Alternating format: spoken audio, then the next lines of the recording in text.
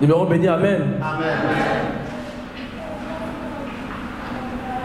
Donc nous allons continuer notre partage de la fois dernière. Et aujourd'hui nous allons prendre une autre orientation. Parce qu'il y a deux questions qui vont guider le partage du jour. Deux questions particulièrement.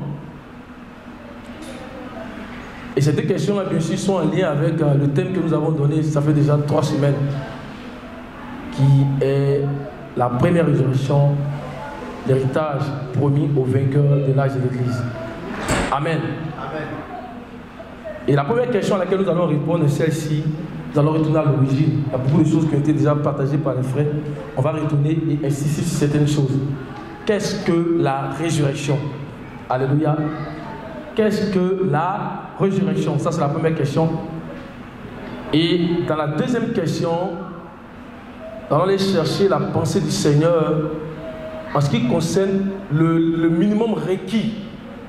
Quel est le minimum requis aujourd'hui dans les Écritures pour celui qui veut avoir une position dans la classe de la première résurrection? Alléluia. Amen. Donc selon les Écritures, mais qu'est-ce qui nous est demandé minimum, de façon minimum pour avoir une position dans cette classe-là? C'est une question fondamentale. Mais le Seigneur va nous aider à répondre à ces choses-là. Alléluia. Alors, qu'est-ce que la résurrection? La résurrection, c'est un processus qui consiste en 3 phases. Alléluia. Le premier mot à retenir, c'est processus. C'est vraiment fondamental qu'on retienne cela. Notons bien ceci, processus. Pourquoi on doit noter cela? Parce qu'il y a une différence entre un processus et un événement. Amen. Il y a une différence. Il y a une différence entre un processus et un événement, n'est-ce pas? Alléluia. Parce que la majorité du peuple de Dieu pense qu'aujourd'hui la résurrection c'est un événement. Amen. On entend souvent dire que quand quelqu'un s'est réveillé net, on dit oh, il est ressuscité. Alléluia. Mais la résurrection va plus loin que se réveiller seulement. Alléluia. La résurrection, c'est un long processus qui consiste en 3 phases qui sont clairement identifiables dans les Écritures. Ce n'est pas juste le fait qu'on se réveille, on dit il est ressuscité. Il y a un grand travail que le Seigneur opère en chacun de ceux-là qui auront la récompense quand il va se manifester. Il est important de parler de ces choses parce que quand ce n'est pas bien clair, ça fait qu'aujourd'hui, beaucoup, quand ils ne voient pas l'intérêt de la consécration, quand tu leur parles de la vie de consécration, ils ne voient pas l'intérêt. Pourtant, c'est au travers de la consécration que le Seigneur va opérer toutes les transformations en nous pour nous amener à l'état où lui-même va nous glorifier. Amen. Alléluia. Donc, alors que nous répondons à cette question, que le Seigneur ouvre nos yeux. Que le Seigneur ouvre nos yeux pour que nous puissions comprendre que c'est un processus. Ce que nous allons faire, nous allons d'abord donner un aperçu de ces 3 phases-là, parce que c'est un processus en 3 phases. L'aperçu de ces 3 phases-là, et par la suite, nous allons rentrer dans chacune des phases-là pour donner encore plus de détails. Alléluia. Donc, la première phase. La première phase, c'est une résurrection qui est spirituelle. Alléluia. C'est une résurrection qui est spirituelle. Et je pense que nous tous ici, nous sommes déjà passés par là. Et cela fait référence, les frères l'ont beaucoup partagé, à ce que l'apôtre Paul dit dans Éphésiens chapitre 2, verset 6. On va les lire. Alléluia. Éphésiens 2, verset 6.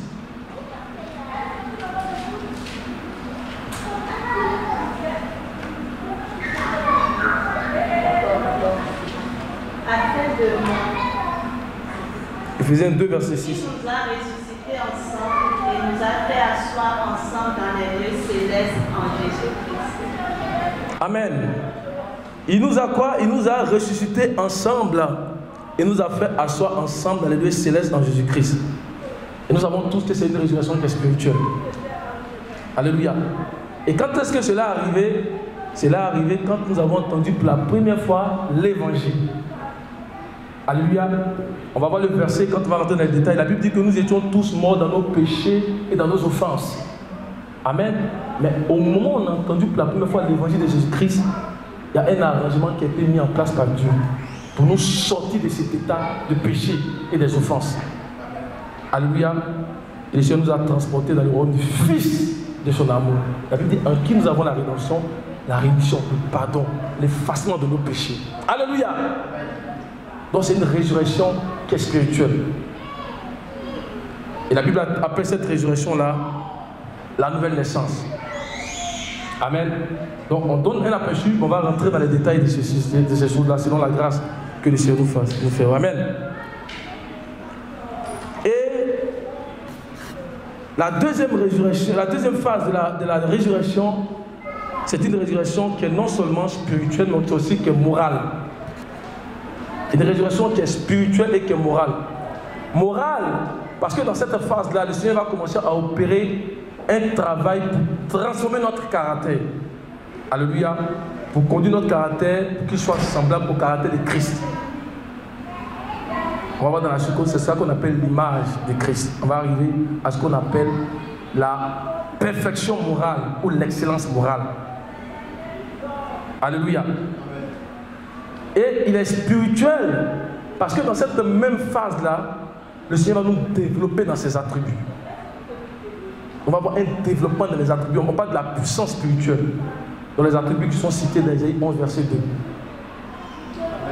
Cette phase-là, c'est elle dans laquelle nous sommes aujourd'hui. Et retenons que c'est la phase la plus longue parmi les trois phases. Mais qui peut s'accélérer aussi longtemps que nous allons permettre à la parole de Dieu d'impacter nos vies.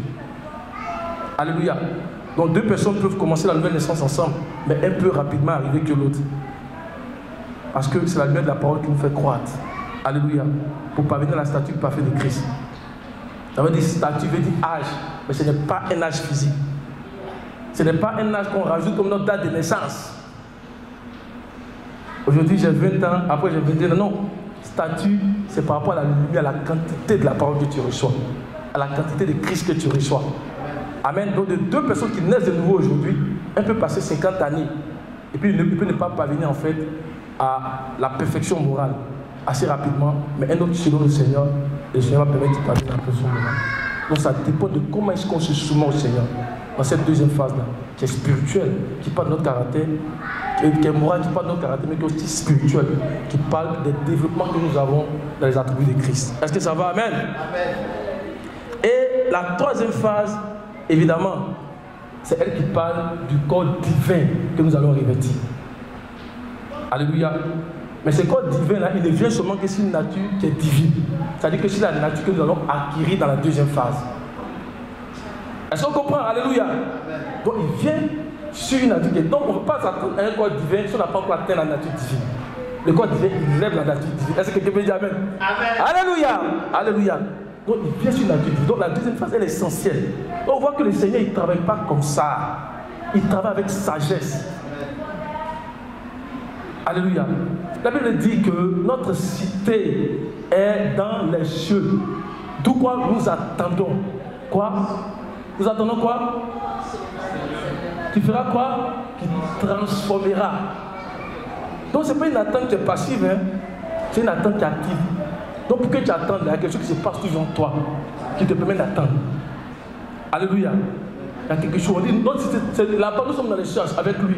Et c'est là que nous l'attendons. Nos yeux sont fixés sur lui. Alléluia. Donc voici les trois phases qu'on a données rapidement. Mais maintenant on va rentrer dans chacune de ces phases-là. Mais on va plus passer le temps sur la deuxième phase. Parce que c'est dedans que nous sommes aujourd'hui. Et on va aller chercher le minimum requis. On a déjà donné le minimum requis, hein, pour venir à la perfection morale. Amen. On va voir les Écritures qui parlent de cela. Alléluia. Donc, la première phase. Nous avons dit que la première phase, elle fait allusion à la phase, sinon à la résurrection de ceux qui sont morts dans les péchés et dans les souffrances. À cause de la chute de l'homme, nous avons tous hérité d'Adam. Donc nous sommes morts au départ dans les péchés et dans les souffrances. C'était notre ancienne vie avant que nous puissions connaître le Seigneur. Alléluia. Et cela est discuté dans Ephésiens 2, verset 1, qui nous montre notre état, comment nous étions auparavant. Et comment est-ce que Christ, la résurrection, est venu pour nous sortir de cet état. Alléluia. Mais Éphésiens 2, là, verset 1, ma soeur, je voudrais qu'on puisse lire, si tu as la version King James, tu vas peut-être traduire ça en français, parce qu'il y a un mot qui est mis au début de cette traduction-là, mais qu'on ne trouve pas en fait dans nos versions françaises, là. On ne trouve pas ça comme ça. Mais c'est le mot qui donne la pensée du Seigneur, pour montrer qu'il y a quelque chose qui s'est passé, pour qu'on sorte de cet état-là. Alléluia. Dans la version King James, et on va traduire ça en français. Et il vous a vivifié, qui étiez mort dans vos fautes et dans vos péchés. Amen. On va les dire ensemble. 1, 2, 3. Et vous, c'est pas, ok. Donc, et vous, il vous a vivifié. Vous qui étiez morts par vos offenses et par vos péchés. Alléluia. Donc, le premier bout du verset dit qu'il nous a vivifié. Vivifié dans les textes originaux grecs veut dire réveiller, veut dire ramener à la vie. Alléluia. Réveiller, ramener à la vie. Pour dire que dans le processus de la résurrection, ça commence donc par le fait d'être vivifié. Donc, pour nous sortir de l'état de mort dans les péchés, dans les offenses. Amen. Donc, une autre façon de dire, c'est que notre premier contact avec celui qui est la résurrection et la vie, qui est le Seigneur Jésus-Christ, il y a eu une vivification. Il y a un mécanisme qui nous a vivifiés pour nous sortir de cet état-là. Est-ce qu'on me suit? Il nous a vivifiés. Parce qu'on était mort dans nos péchés, dans nos offenses, à cause de l'homme Adam. Adam était mort. Nous avons hérité de lui. Mais il y a une vivification pour nous réveiller de cet état-là. En fait, il y a eu un déploiement d'une puissance. Parce que vivifier, ça veut dire qu'il y a une puissance qui a été déployée. Cette puissance, elle est venue pour donner de l'accélération de notre compréhension. Elle est venue pour ouvrir nos yeux. Elle est venue pour créer en nous la foi. Alléluia. La foi qui va se développer dans la parole énoncée. Parce que la foi vient de ce qu'on entend. Donc ce qu'on a entendu, ça produit en nous la foi. Alléluia. Donc il y a eu quelque chose qui s'est passé. Alléluia. Et si nous lisons par exemple dans Jean 3, verset 3, on va voir qu'il ne peut pas avoir de compréhension des réalités célestes tant qu'il n'y a pas de nouvelle naissance. Donc cette puissance-là, elle est venue, comme je disais, elle est venue en fait pour accélérer notre compréhension. Alléluia. Elle vient pour accélérer notre compréhension, pour que nous puissions comprendre les réalités du royaume. Parce qu'un homme ordinaire qui n'a pas encore reçu la nouvelle naissance, il ne peut pas comprendre les réalités du royaume. Parce qu'il y a une puissance qui est venue à nous et qui a donné de l'accélération à notre compréhension. Amen. Jean 3, verset 3.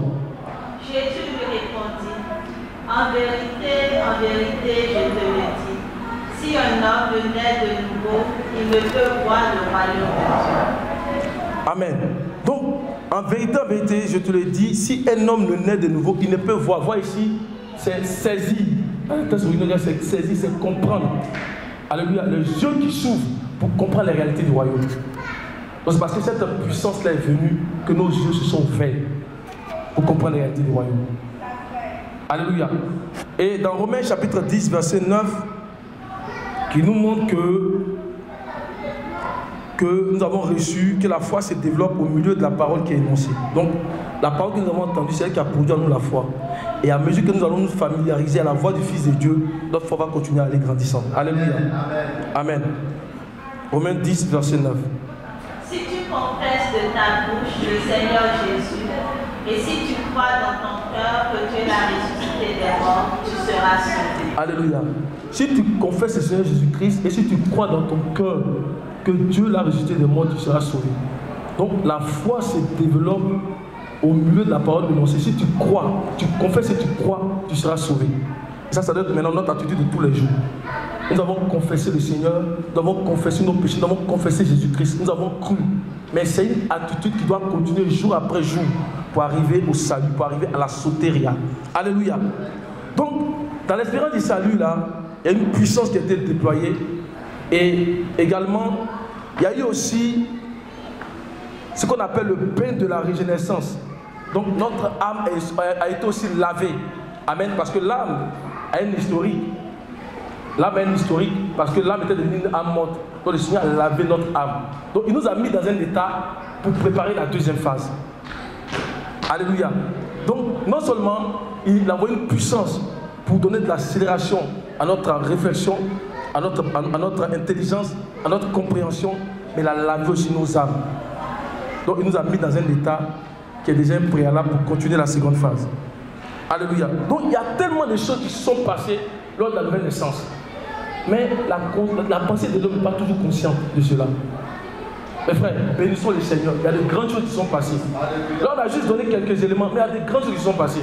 Pour que tu deviennes croyant, pour que tu puisses croire en Jésus-Christ. Parce que regardez, c'est pas, on n'accepte pas le Seigneur Jésus-Christ comme ça, en étant assis dans les ténèbres et incapable de répondre à la parole de Dieu. Si tu as répondu à la parole du Seigneur, c'est qu'il y a quelque chose qui s'est passé. Est-ce que vous me comprenez? Il y a quelque chose qui s'est passé. C'est spirituellement qu'on en juge. Amen. Nous bénissons le Seigneur Jésus-Christ. Nous bénissons le Seigneur Jésus-Christ. Tu n'es plus un homme ordinaire parce qu'il a fait quelque chose pour toi. C'est lui qui est la résurrection et la vie a fait quelque chose pour toi. Est-ce qu'on peut dire Amen? Amen. Alléluia. Ça, c'est la première phase. Et je pense qu'il y a eu beaucoup de choses là-dessus. On va passer à la deuxième phase. Donc, une fois que nous sommes ressuscités de l'état de mort dans les péchés, dans les offenses, le Seigneur nous introduit dans la deuxième phase.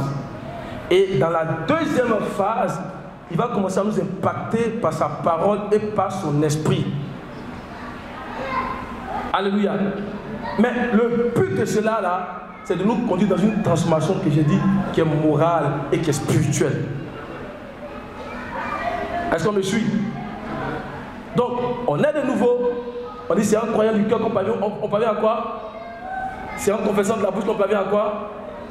Et c'est un croyant du cœur qu'on parvient à quoi? Amen. Donc, il va commencer à nous impacter par sa parole et par son esprit. Mais le but là, c'est de nous conduire dans une transformation qui est morale et spirituelle. Donc, on peut appeler ça une résurrection qui est morale et qui est spirituelle. Et on a dit morale, c'est parce qu'il va commencer à agir sur notre caractère. Il va commencer à transformer notre caractère. Et l'objectif de transformer notre caractère, c'est pour nous amener à la perfection morale. C'est pour nous amener à ce qu'on appelle l'excellence morale. L'excellence morale, là, c'est ça que la Bible aussi appelle l'image de Christ. Amen. C'est-à-dire que c'est le caractère que Christ a manifesté quand il était dans le jour de sa chair. Parce que le Seigneur, dans le jour de sa chair, il était parfait moralement. Est-ce que vous croyez qu'il était parfait moralement? Il était parfait moralement. Et tout ce que nous sommes amenés à être, c'est par rapport à ce que le Seigneur Jésus-Christ a été, non seulement dans les 33 années de sa vie sur la terre, mais surtout par rapport à ce qu'il est aujourd'hui. Parce que notre modèle, c'est lui que nous regardons. Donc nous sommes amenés à être comme lui, comme il a été maintenant, sur la terre, quand il était sur la terre, et encore plus comme il est maintenant, étant élevé dans la gloire. Est-ce qu'on me suit? C'est notre modèle, c'est notre image. Regarde et fais d'après le modèle qui t'a montré sur la montagne. Il n'y a pas d'autre modèle. C'est pour cela que quand on voit des personnes vanter des pasteurs, exalter des pasteurs, ça fait mal au cœur. Christ doit être révélé. L'église est bâtie quand elle connaît Christ. C'est la sagesse qui bâtit sa maison. Amen.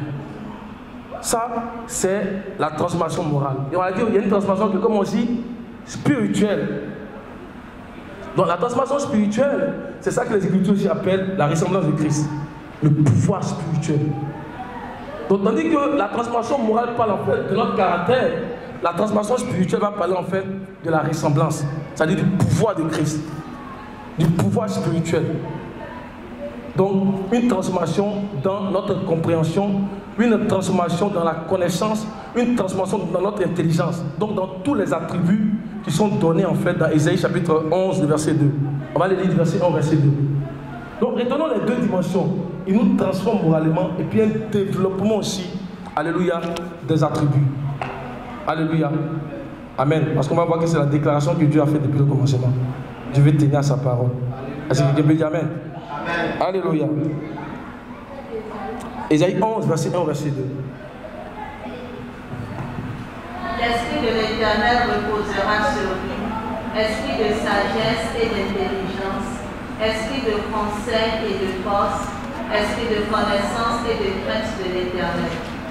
Il respirera la crainte de l'Éternel, il ne jugera point sur l'apparence, il ne prononcera point sur un oui-dire. Amen. Donc nous sommes amenés aussi à développer ces attributs-là.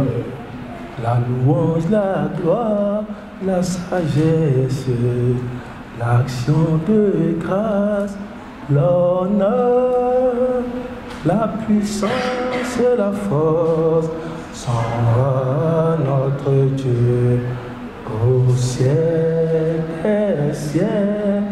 Amen. Le Seigneur aussi va se vider des attributs pour nous donner. Mais quand bien même il se vide de ses attributs, c'est qu'il a encore, c'est lui-même. Alléluia. Donc, moralement, il va transmettre notre caractère. Et ça va être le minimum requis pour ceux qui veulent avoir place. On va le voir tout à l'heure dans la classe de la première de la résurrection. Et spirituellement, ça fait un travail pour nous développer dans ces attributs. Amen. Donc, dans la deuxième résurrection, dans la deuxième phase de la résurrection, on voit qu'il y a un travail en continu que le Seigneur va faire pour nous élever dans les deux dimensions. Donc, à son image et à sa ressemblance. Parce que comme on a dit, Dieu doit atteindre son objectif. Pourquoi? Parce que c'est la déclaration qu'il a faite depuis Genèse chapitre 1, verset 26. Qu'est-ce qu'il a dit là-bas? Créons l'homme à quoi? À notre image et quoi? Selon notre ressemblance. L'homme qui est mis là-bas, c'est l'homme collectif. Amen, ce n'est pas Adam seul. Dieu est en train de faire tout homme à son image et à sa ressemblance. C'est l'homme collectif qu'il a mis là-bas. Et dans ces derniers temps, cet homme-là qu'on regarde pour que nous devenions son image, c'est Christ. C'est la réalité du premier Adam, c'est le dernier Adam. Alléluia. Amen. Est-ce que vous me suivez? Suivez-moi bien, hein, parce qu'on va prendre une autre tangente. Ce sont les prérequis qu'on est en train de donner. Alléluia. Amen. Donc Dieu a en train de faire un travail en continu parce que c'est sa déclaration qu'il a faite depuis Genèse.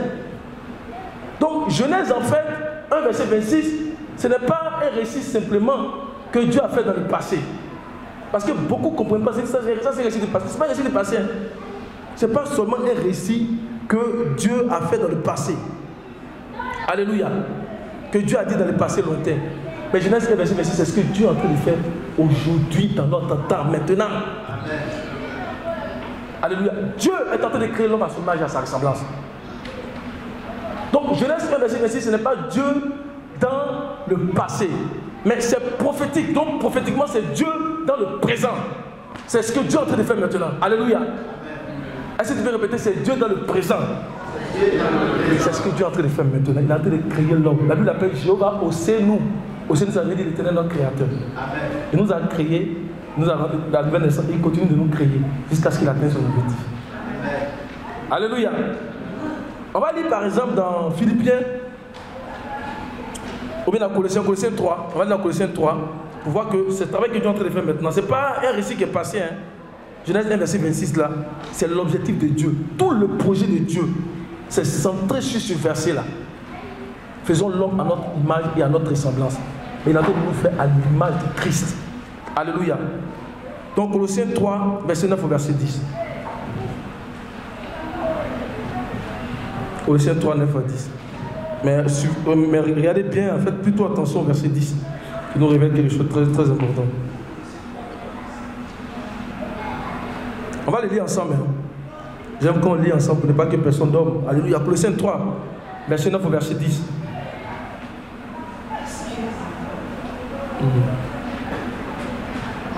Chacun a son ministère. Alléluia. Colossiens 3, 9 à 10. On nous montre la seconde phase de la résurrection, qui est la transformation morale et spirituelle. Morale, qui est le prérequis, qui est l'élément minimum que le Seigneur demande pour ceux qui veulent avoir part à la première résurrection, et spirituelle, qui est le développement dans les attributs du Seigneur. On parle de la puissance spirituelle. Alléluia. Colossiens 3, verset 9 au verset 10.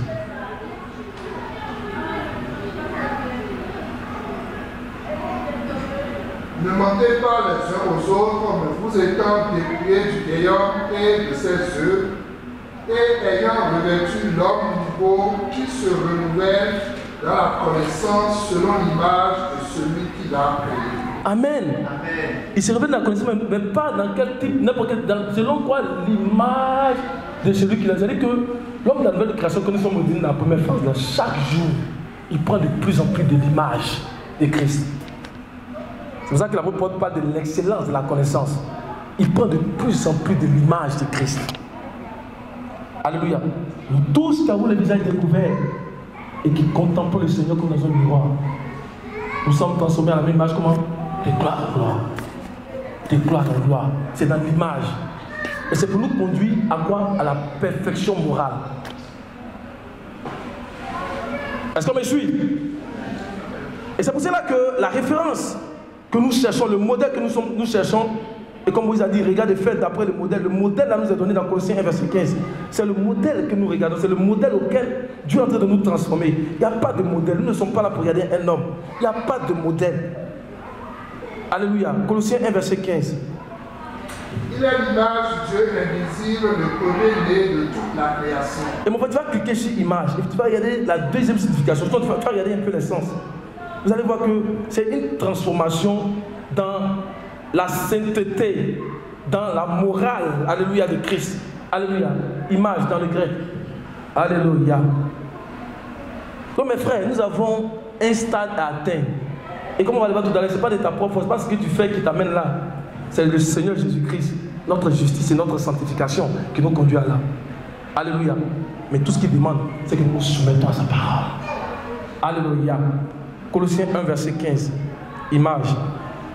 Une image, une figure, une représentation, une image des choses célestes, utilisée pour la ressemblance morale de l'homme renouvelé. La ressemblance morale de l'homme renouvelé. Vas-y mon frère. L'image du Fils de Dieu dans laquelle les vrais chrétiens sont transformés, non seulement dans le corps céleste, mais aussi dans le plus saint et béni état de l'esprit que Christ possède. Amen.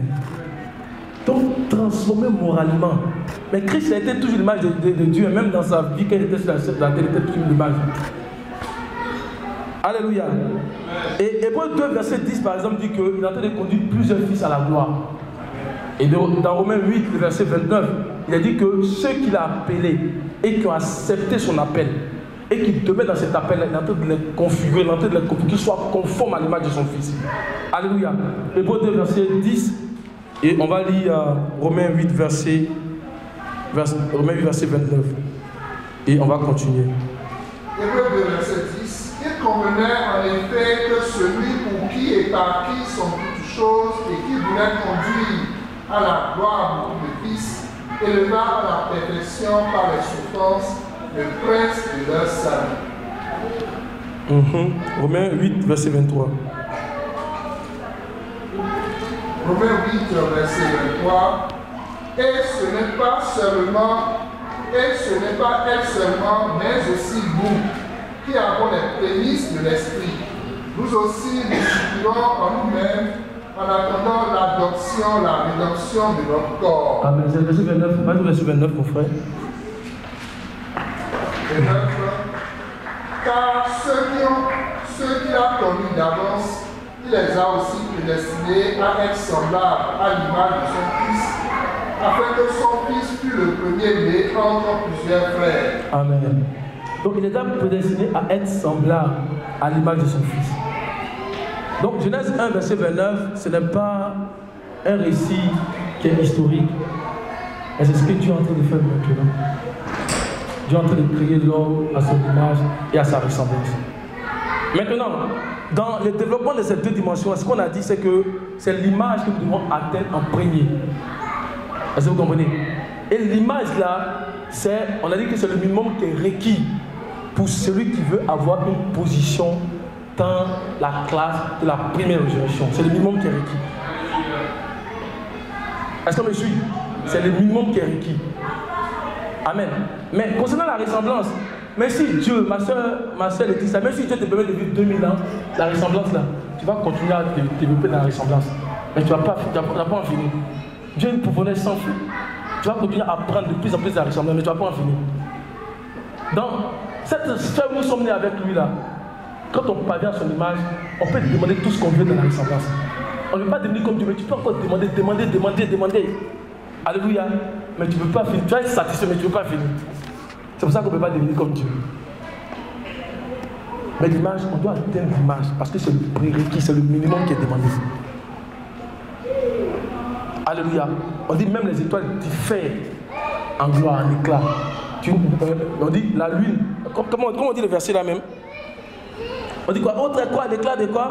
L'éclat du soleil. Autre quoi? L'éclat de la lune. Autre quoi? L'éclat de quoi? Les étoiles. Même entre les étoiles là, il y a différence. Amen. Donc on atteint son image, mais ce qui va nous différencier là, c'est la ressemblance. Est-ce qu'on comprend? Ce qui va différencier, c'est la ressemblance, c'est la grâce spirituelle qui va nous différencier. Donc la manière dont on se soumet au Seigneur maintenant là, c'est ce qui va la différencier. Ceux qui vont atteindre la résurrection là, ils auront comme élément commun l'image, c'est-à-dire la perfection morale. Mais la différence va se faire au niveau en fait du pouvoir spirituel, donc de la ressemblance. Est-ce que ça va? Ça va, on me suit? Amen. Donc, on retient que le minimum qui est requis pour qu'une personne obtienne position dans la classe de la première résurrection, c'est quoi? Atteindre la perfection morale. Alléluia. Atteindre la perfection morale. Donc, une disposition qui nous permet de gagner la perfection de la vie. Quand tu atteins ça là, tu es dans une disposition qui te permet de gagner la plénitude. Et on a dit que ce n'est pas de ce que tu fais ou ce que tu dis que tu peux parvenir à là. Mais c'est quelque chose qui est provoqué en nous par le Seigneur qui est notre justice. Qui est provoqué en nous par le Seigneur qui est notre sanctification. Et qui est provoqué en nous par le Seigneur qui est notre sanctificateur. Alléluia. Donc ce n'est pas quelque chose qu'on atteint de nous-mêmes par notre propre force. Donc, la perfection morale ou la disposition morale, c'est le minimum requis. Mais que quelqu'un peut atteindre seulement s'il est dans une atmosphère où la lumière est grande. C'est-à-dire qu'il faut chercher une atmosphère où la lumière de la parole est grande, où la lumière de la parole est présente. Et il faut ouvrir ton cœur. Alléluia. Si tu as ces deux choses-là, où la parole prophétique est annoncée, où la lumière est grande, et tu ouvres ton cœur au Seigneur, tu peux atteindre cela. Le psalmiste a dit quoi dans le psaume 51, verset 12? Il a dit quoi? Oh Dieu, crée en moi quoi? Un cœur pur. Et renouvelle en moi un esprit quoi? Bien disposé. Que le Seigneur crée en nous un cœur pur, qu'il renouvelle en nous un esprit bien disposé. Parce que si on a un esprit bien disposé, normalement en 2 ans, un croyant qui a un esprit bien disposé, il peut atteindre ça en 2 ans. On a toujours dit 2 ans, c'est parce que Paul, dans le livre d'Éphésiens, il dit qu'il a enseigné le conseil de Dieu. Et il a passé 2 ans pour enseigner ces conseils-là. Donc si tu reçois cette lumière dans 2 ans qui te donne, tu dois pouvoir y arriver. Et c'est le Seigneur notre justice qui permet cela.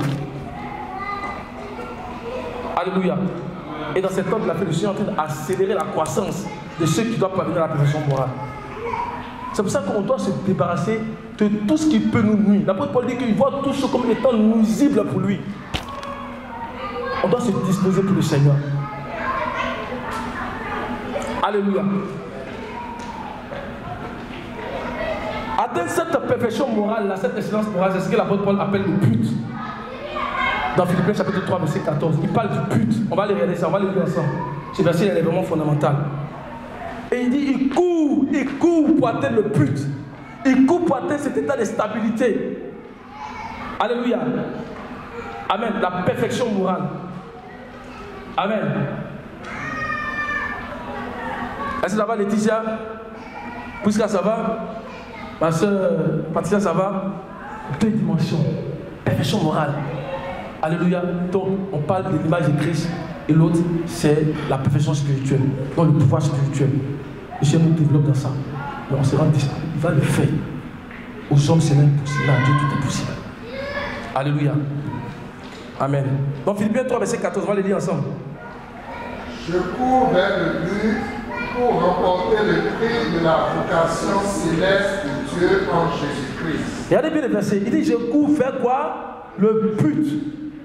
Pour remporter. Il n'a pas dit le but du prix. Mais il dit, c'est le but pour remporter. Donc, on peut dire encore, le but qui va me permettre de remporter. Vous comprenez? Je cours vers un état qui va me permettre de remporter.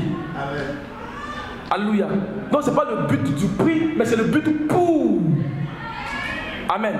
Donc, le but ici, c'est un état de stabilité morale qui donne à la personne qui a atteint cet état-là, qui donne à la personne qui a atteint ce niveau-là une disposition, une attitude qui lui donne d'être debout.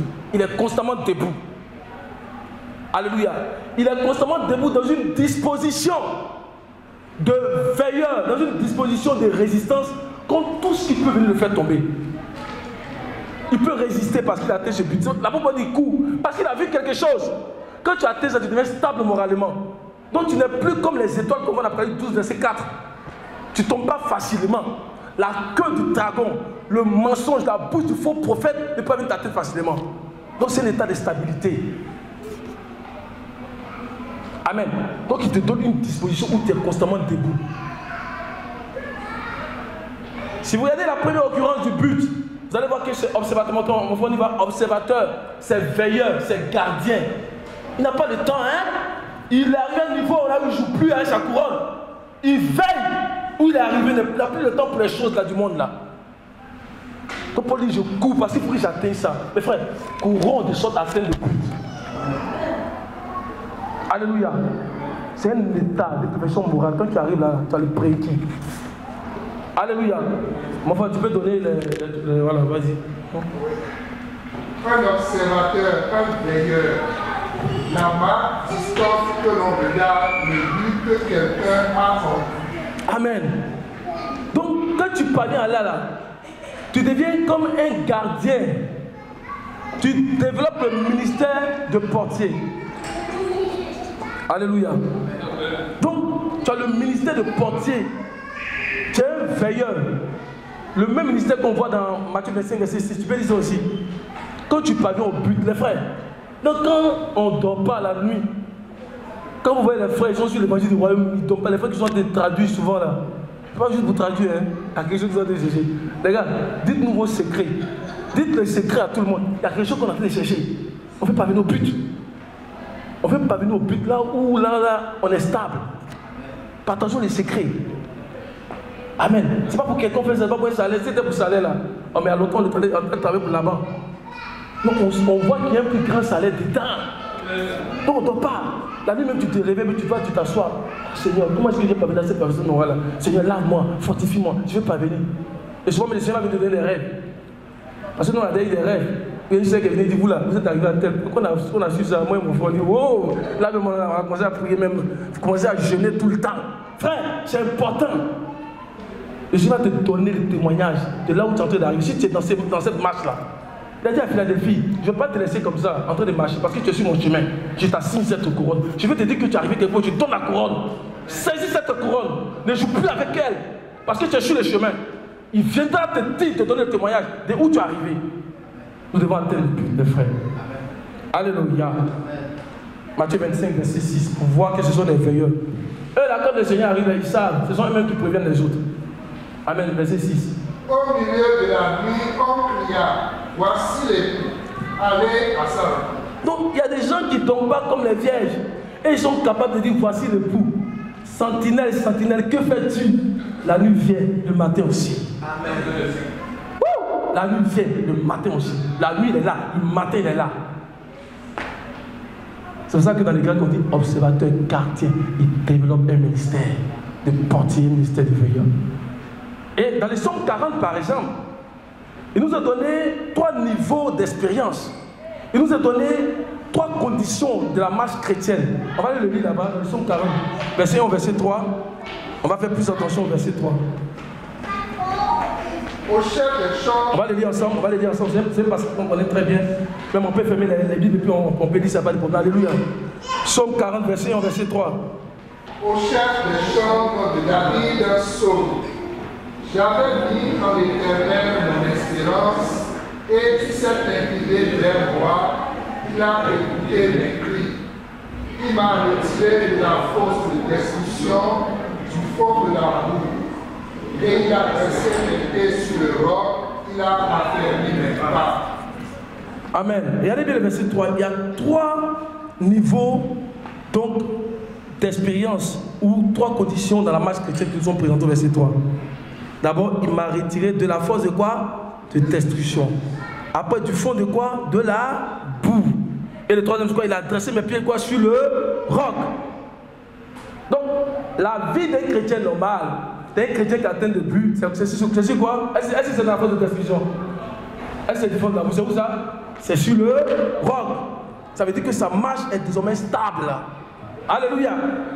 il ne tombe plus pour se relever à plusieurs reprises. Où on tombait, tu te relèves, tu tombes, tu te relèves. Ah Seigneur, aujourd'hui je vais lutter. On dit demain, ah la soeur elle est partie, elle est rentrée dans un truc là. Mais elle va te rendre stable. Bon, j'ai dit aussi le frère, ne pas que vous fâchez. Mais il va te rendre stable. Où ta vie est stable. Amen, parce que tu as atteint la perfection morale. Et quand tu as atteint cette perfection là, là, tu dois maintenant t'accrocher pour ne plus que quelqu'un vienne te faire tomber. Tu dois t'accrocher. Et pour que tu puisses t'accrocher par là, tu dois maintenant vivre dans l'amour, qui est une manifestation de la vie de Christ en nous. Donc si on s'est mis là, on peut reconnaître quelqu'un qui a atteint déjà le but. Est-ce que vous comprenez? On peut reconnaître quelqu'un qui a atteint le but, non? Parce que tu dois marcher dans l'amour. Donc ce sont des personnes là, quel que soit ce que tu vas faire même là, pour les offenser. Tu vas tout faire même pour les traiter d'une autre façon. Ils vont continuer à te pardonner. Amen. Offense-les, tu vas voir. Ils vont te pardonner. Parce qu'ils marchent dans l'amour. Et ils vont te pardonner pas à cause de toi-même. Hein? Parce qu'ils ne veulent pas tomber. Oui, là, il ne veut pas s'amuser à tomber. Hein? Tu vas au travail même, le gars va t'énerver, mon frère, que Dieu te bénisse. Tu le gifles sur sa bouche, il va te donner sa joue droite. Vous comprenez, non? Parce que là où il est arrivé, là, alors, là où il est arrivé, là, il n'est pas là pour s'amuser. Il va te pardonner.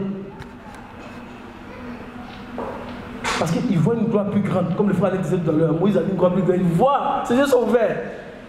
Donc il va te pardonner. On va lire quelques passages qui nous montrent comment est-ce que ceux qui ont atteint le but vivent. Et ça va aussi nous inspirer pour que chaque jour on vive dedans. Amen. On va aller assez rapidement, mon frère, dans Romains. On va les lire ensemble. Hein. On va passer rapidement ce passage parce que j'ai d'autres choses à donner. Puis je vois qu'il est 11h52. Dans Romains chapitre 14, verset 19. Romains 14, verset 19. On va les lire ensemble. Tout ce que je donne, on lit ensemble parce qu'il faut que ça nous inspire, il faut qu'on s'applique à ça. Ceux qui ont atteint le but, c'est comme ça qu'ils sont, la perfection morale, c'est comme ça qu'ils sont, c'est comme ça qu'ils vivent chaque jour. Alléluia. Romains 14, verset 19. Ainsi donc, recherchons ce qui contribue à la paix et à l'édification mutuelle. Amen. Donc tu dois toujours chercher ce qui contribue à la paix. Où les gens sont agités dans la chair, tu dois toujours chercher la paix.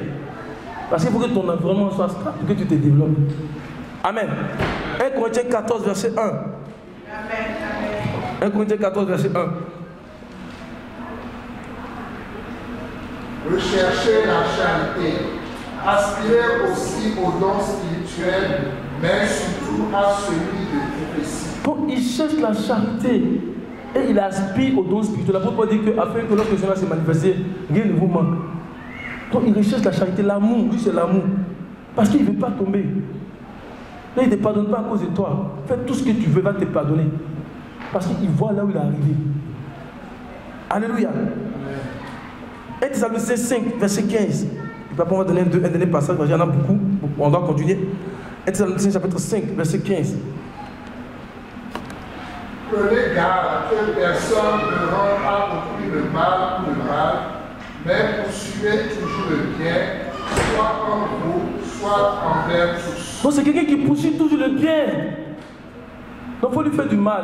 Il va te pardonner parce qu'il a atteint le but. Il ne veut pas tomber. Il poursuit toujours le bien.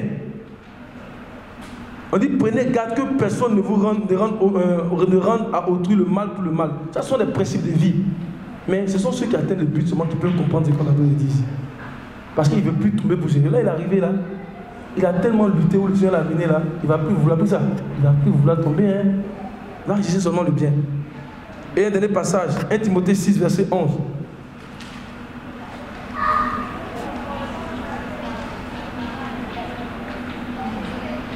Pour toi, homme de Dieu, fuis ces choses et recherche la justice, la piété, la foi, la charité, la patience, la douceur. Amen.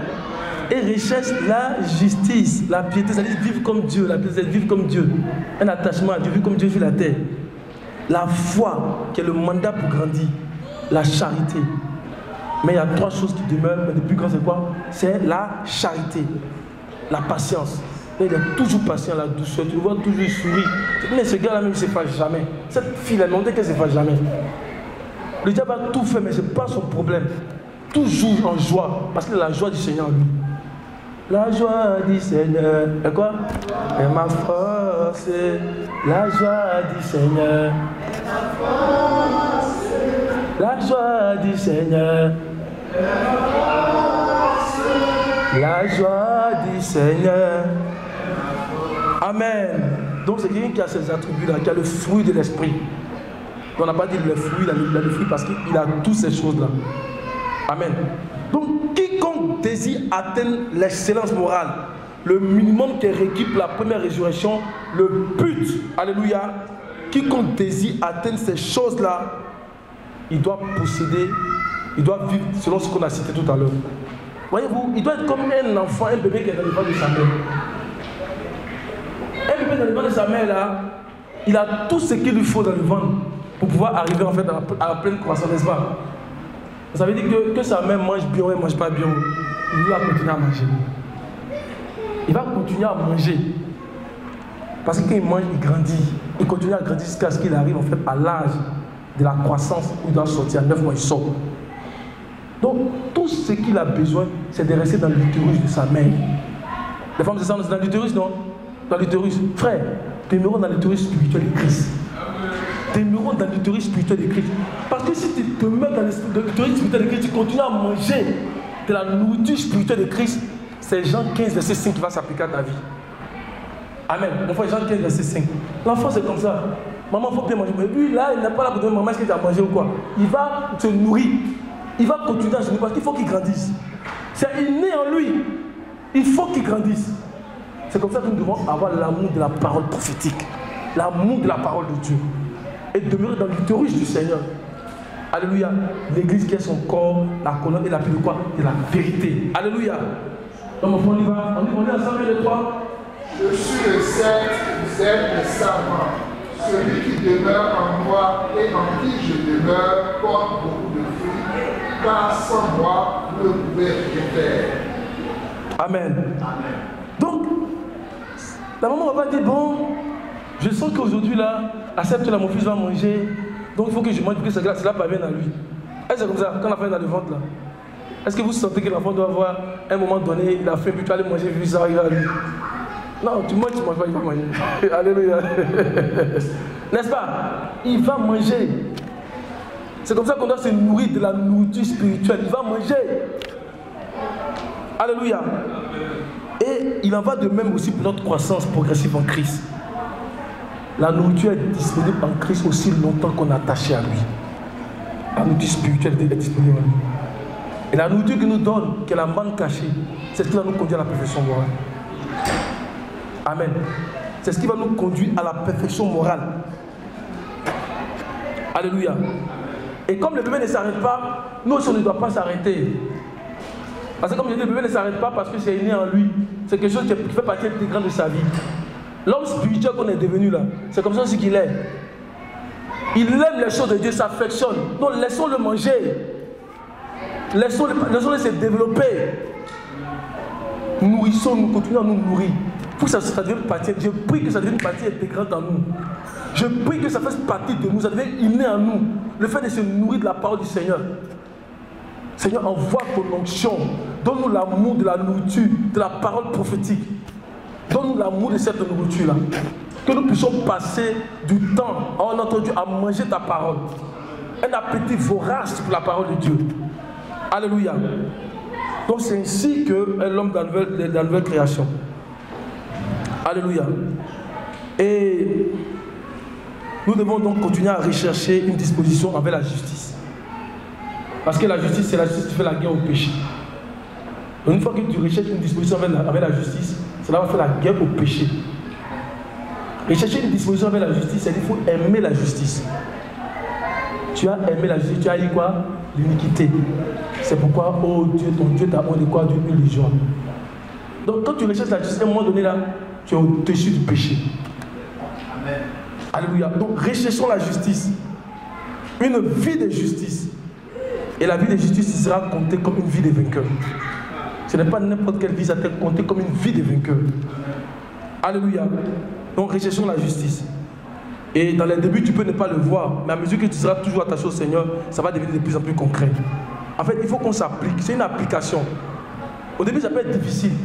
On voit des personnes qui commencent à prier, c'est difficile. Même à un moment donné, tu vois, les gars, ils peuvent prier plus de 5 heures, mais ils sont appliqués. C'est une application qu'on doit faire chaque jour. Et quand tu t'appliques, le Seigneur va t'aider. L'apôtre Pierre dit que nous allons nous appliquer à la prière au ministère de la parole. On s'applique et après ça devient une habitude. Alléluia. Appliquons-nous à toutes ces choses-là. Donc avec tout ce qu'on a dit, nous comprenons que cette seconde phase du processus de la résurrection, elle est une partie centrale. Mon frère, ma soeur, développe en toi la nature divine. Développe en toi la perfection morale. Développe en toi l'excellence morale. Et tu vas voir que le corps divin va venir chez toi. Alléluia. Donc c'est pas de dire, ah, est-ce que l'enlèvement va arriver et il se réveille le matin, est-ce qu'ils ont enlevé mes frères? Mon frère, tu dois arriver à un moment donné où tu n'as plus peur parce que tu sais comme Paul, pour dire, j'ai achevé la course. J'ai combattu le but. Il dit, maintenant la couronne de justice, la couronne de vie m'est réservée. Il témoigne. Il a atteint le but. Il dit, j'ai atteint le but maintenant. Moi, j'ai achevé. Il dit, j'ai combattu, j'ai achevé. Maintenant, là, je sais que le Seigneur m'a donné. C'est un témoignage qu'on doit avoir. Pour ne plus être agité comme la mer, comme les gens sont agités là. Amen. Que le Seigneur nous donne vraiment l'assurance. Alléluia. On a dit beaucoup de choses. Hein. Les diables, on va y aller à la troisième phase rapidement. Et puis après, on va prier. Donc, la troisième phase, c'est aussi une phase qui est instantanée comme la première. La première est instantanée, la troisième phase aussi est instantanée. Mais la seconde phase dans laquelle nous sommes, c'est elle qui est plus longue. Amen. Mais le Seigneur va continuer à nous vivifier. Les pratiques qui sont faites dans nos vies, va vivifier. Il va nous délivrer de la crainte de la mort, il va nous délivrer de la crainte de la peur. Il va continuer à nous vivifier jusqu'à ce que notre âme devienne très forte. Alléluia. Jusqu'à ce qu'on atteigne la perfection morale. Alléluia. Donc, la troisième partie, elle est instantanée, comme la première. Et comme on a dit, elle a à voir avec le corps divin. Donc, le corps divin qui vient, parce que dans la deuxième phase, on a atteint la nature divine. Le corps divin vient sur la nature divine. Il y a plusieurs passages qui en parlent, comme Philippiens 3, verset 20, verset 21, et 1 Corinthiens, chapitre 15, verset 50, verset 54. On va regarder d'abord Philippiens 3, verset 20, verset 21. On va les lire ensemble. Mais notre cité à nous est dans les cieux, d'où nous attendons aussi comme sauveur le Seigneur Jésus-Christ. Amen. Et verset 21.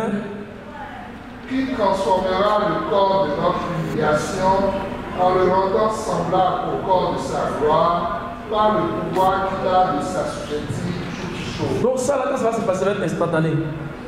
Amen. Mais c'est parce que le prérequis sera déjà atteint. La perfection morale sera déjà atteinte. Et ça va venir avec une grande puissance. C'est une grande puissance qui va se manifester pour opérer ça. Alléluia. Et cette puissance, l'apôtre Paul en parle quand on regarde Éphésiens chapitre 1. On va regarder ça aussi, verset 19 au verset 20. Donc il y a une grande puissance. Alléluia. Donc ça, c'est le Seigneur même qui va venir effectuer ce travail. La parole prophétique va nous amener jusqu'à la perfection morale. Mais le Seigneur lui vient à la fin. Alléluia. Avec son ministère. Alléluia. Donc le ministère divin, un ministère divin qui vient pour achever le travail. Alléluia. Il vient achever le travail. Il vient avec une grande puissance. Il vient avec la pluie de la dernière saison. Alléluia. Il vient avec une grande tempête au cri de commandement pour achever ce travail. Alléluia. Enfin, on y va. Et quel est envers nous qui croyons l'infinie grandeur de sa puissance se manifestant avec efficacité par la vertu de sa force. Il l'a déployé en Christ en le ressuscitant des morts et en le faisant asseoir à sa droite dans les lieux célestes. Amen. Donc l'infinie grandeur de sa puissance, il va déployer ça en toi. Parce que tu auras atteint la perfection morale. Il va déployer ça en toi. Mais quelqu'un ne dit pas Amen. Amen. Alléluia. Il va déployer ça aussi en moi. Alléluia. Amen. Il va déployer ça en nous. Et comme on a dit là, c'est une réalité qui est toujours disponible. Mais pour ceux qui ont cristallisé la nature de la beauté divine en eux, c'est pour eux que c'est disponible. Alléluia. Est-ce que quelqu'un veut cristalliser cette nature de la beauté divine? Amen. Alléluia. Le Seigneur va le faire pour nous. Amen. Donc, quelqu'un qui joue avec sa vie, là, qui s'amuse avec le péché, c'est qu'il est aveugle. Mais nous prions que tous ceux qui jouent avec le péché, que le Seigneur les réveille, que le Seigneur les vivifie. Parce que frère, c'est pas encore fini. Celui qui est né de nouveau aujourd'hui, il peut atteindre la première résurrection. Celui qui est né de nouveau aujourd'hui, il peut atteindre la première résurrection. Amen. Donc, prions pour que tous ceux qui n'ont pas connu le Seigneur connaissent le Seigneur. Et si quelqu'un joue avec le péché, avec ce qu'on est en train de dire là, c'est le temps d'abandonner le péché et de se tourner au Seigneur pour qu'il fasse le travail de la transformation à chacun de nous. C'est le temps d'abandonner les distractions pour que le Seigneur fasse le travail en nous. Alléluia. Et dans nos enfants, les petits comme les ados. Alléluia. Que le Seigneur fasse grâce. Amen. On va encore lire Philippiens, chapitre 3.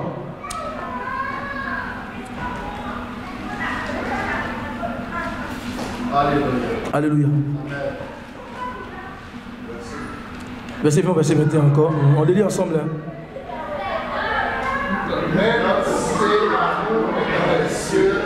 Nous attendons aussi comme sauveur le Seigneur Jésus-Christ, qui transformera le corps de notre humiliation en le rendant semblable au corps de sa gloire, par le pouvoir qu'il a de s'assujettir toutes choses. Amen. Je suis en train de regarder le verset. Hein. Donc, le verset de nous révéler aussi qu'à mesure qu'un individu va s'attacher au Seigneur, il y a un désir qui va devenir de plus en plus actif en lui. Donc, dans sa vie, là, jusqu'à ce que ce désir devienne une passion. Amen. Donc, quand on dit cette attente-là, quand elle dit nous nous attendons, ce n'est pas juste un coup d'œil qu'on fait. Tu fais un coup d'œil puis tu as fini. Ce n'est pas un coup d'œil. Alléluia. Mais c'est une fin qui est profonde, c'est une fin qui est passionnée après l'héritage promis. Donc, tu as faim de ça. Tu désires cela. Alléluia. Mais frère, notre regard doit toujours pointer sur ce sur quoi notre cœur désire. Si vous êtes ressuscité avec lui, cherchez quoi? Les choses qui sont en vous. Notre passion doit toujours pointer sur ce que nos cœurs désirent.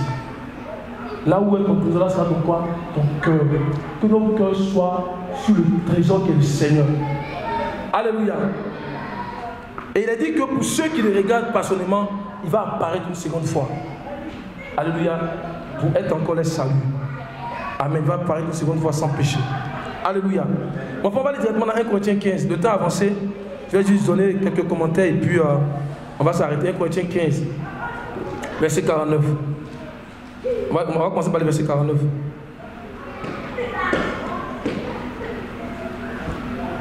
Et de même que nous avons porté l'image du terrestre, nous porterons aussi l'image du céleste. Amen. L'image du céleste, c'est quoi? L'image du céleste, c'est devenu un esprit vivifiant. Alléluia. C'est devenu dans le verset 45. Bon, c'est le verset 45 qui découle le verset 49. C'est devenu un esprit vivifiant. Alléluia. Le premier Adam était quoi? Une âme vivante. Le dernier Adam était quoi? Un esprit vivifiant. Donc c'est l'esprit qui donne la vie. C'est l'esprit qui est capable de créer, de maintenir les choses créées en vie. Donc un esprit qui donne la vie à ce qui est mort. Amen. Donc il a l'habitude de créer, il a l'habitude d'impacter toutes choses physiquement et l'habitude de donner de vie en vie. Amen. Il nous impacte physiquement, vie après vie, parce qu'il est un esprit vivifiant. La loi de l'esprit de vie en Jésus-Christ m'a avancé. La loi de l'esprit qui donne la vie. C'est pour ça qu'il dit que si l'esprit de celui qui a ressuscité Christ, Jésus dans les morts, habite en vous, celui qui a ressuscité Christ dans les morts, s'il habite en vous, il va impacter votre vie, de vie en vie, jusqu'à ce qu'on arrive à la plénitude de la vie. Et c'est cette image que nous allons porter. Dans l'âge à venir, on va impacter la vie de plusieurs, de vie en vie, parce qu'on aura la vie en nous et on va donner la vie. Alléluia. Souvenons-nous ce que le Seigneur a dit de nous, des fleuves de vie vont quoi? Vont couler de notre sein. Les fleuves vont continuer à couler. Que les fleuves dans ton sein deviennent des fleuves intarissables. Des fleuves intarissables, que tu deviennes un esprit vivifiant. Alléluia. C'est glorieux, mes frères, ce que nous disons, c'est excitant. Nous sommes dans le meilleur temps où nous devons vivre. Les prophètes là, ils ont cessé ce genre de choses, n'ont pas pu avoir. Le Seigneur dit, heureux soient vos yeux parce qu'ils voient. Nous sommes dans un temps où c'est excitant. Et nous devons profiter de ce que le Seigneur nous donne. Ne recevons pas la grâce de Dieu en vain. Alléluia. Il a dit à Philadelphie, je ferai de toi une colonne dans la maison de mon Dieu. Que le Seigneur fasse de nous une colonne et que nous ne puissions plus en sortir. Alléluia. On va prier. On va prier. Donc, 3 phases, retenons-le bien. 3 phases. Première phase, la nouvelle naissance. Le Seigneur nous délivre de l'état de mort dans les péchés, dans les offenses. Deuxième phase, qui est une résurrection qui est morale et qui est spirituelle. Le Seigneur nous transforme dans son caractère, qui est le minimum requis pour tous ceux qui veulent avoir une place dans la classe de la première résurrection. Et il nous développe également dans ses attributs. Alléluia. Et les attributs ont fait la différence entre ceux qui n'auront pas à la première résurrection, ceux qui n'auront pas à la résurrection, ce sont les attributs qui vont faire la différence. Ils auront la perfection morale en commun, mais ils vont se différencier par les grâces spirituelles, par le pouvoir spirituel. Alléluia. Et la troisième phase, lorsque la nature divine est formée en nous, le Seigneur vient maintenant avec le corps divin. Alléluia. Pour nous revêtir. C'est simple, c'est le résumé. Alléluia. Et on va prier.